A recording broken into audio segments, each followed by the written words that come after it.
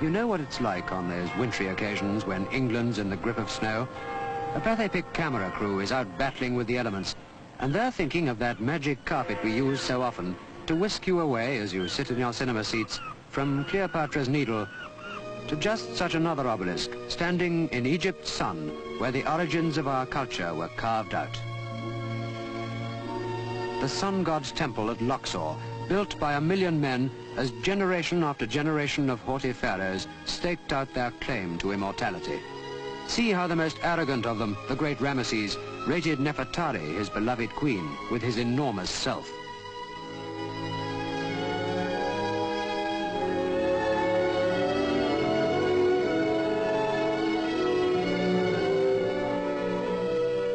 It's 3,000 years since battle-scene memories were cut into this stone. Long ages since war chariots and processions of prisoners mustered in this great hall. Yet today, it's easy to re-people Thebes, the imperial city that stood here with courtiers, priests, guards and concubines, all who knelt before the pharaoh, the omnipotent pharaoh whose presence was everywhere.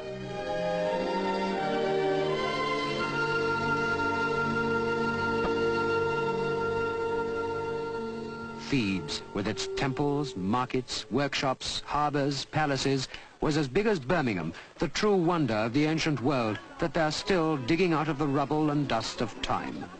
The rubble and dust that luckily blew over these massive memorials when the old culture waned and crumbled forgotten like the answer to the riddle of the Sphinx.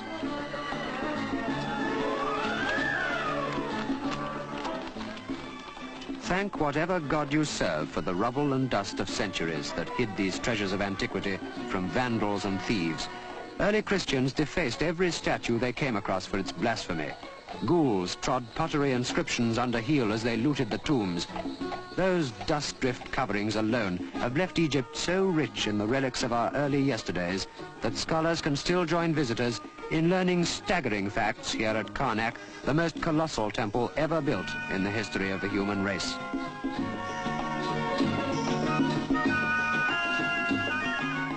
Your dragoman can feed you the facts that will rekindle the scenes here when a conquering pharaoh came home from Asia with booty, wine, women, gold and high-ranking prisoners to be paraded here in their ignominy to the glory of the sun god, all so close to their own burial ground across the river, the Valley of Kings.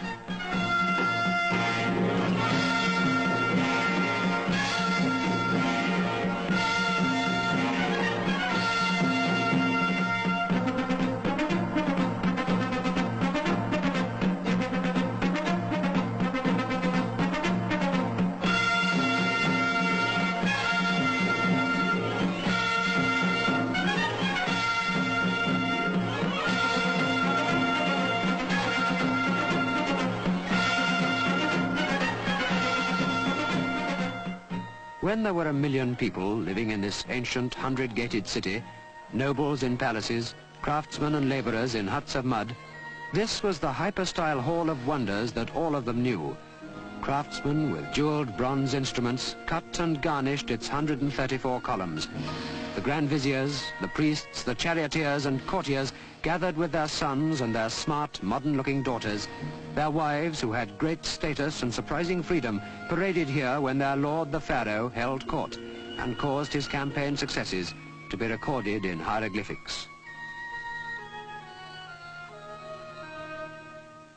That sacred boat took the pharaoh from this temple to Luxor every new year with regatta crowds, on the river, or gazing up at the color that still lives in this gigantic place.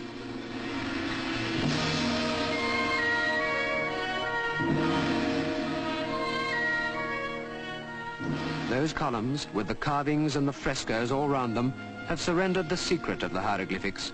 The experts can read the pharaoh's boasts and the history and the poetry written here, but nobody can comprehend the terrible, God-fearing fervor that drove these ancient people.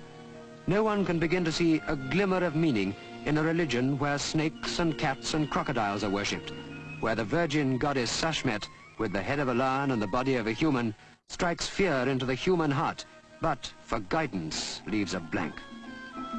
It's the same riddle that you can juggle with in Egypt's western desert, that eternal unsolved riddle posed by the Sphinx. Why?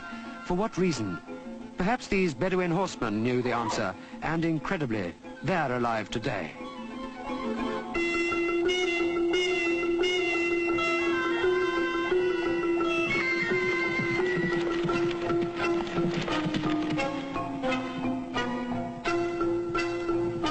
Why, for what reason do these Bedouins perform the elaborate ritual of this horse dance, with the pyramids of Giza as their background scenery?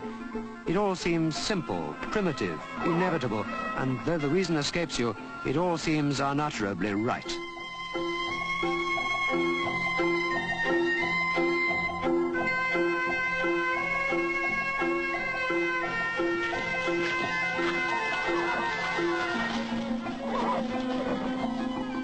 We've travelled far from Cleopatra's Needle and London's winter, and we've learnt a lot on our journey. We're learning now not to demand the answers. In Egypt, with its sun-drenched memories, time becomes so meaningless that we can sleep, relax. For this is a timeless country where the Nile flows on as it flowed in the pharaoh's days. The sun is still a power in the land. How, what, why, for what reason? The questions keep cropping up, and the questionings are joy and important. Relax.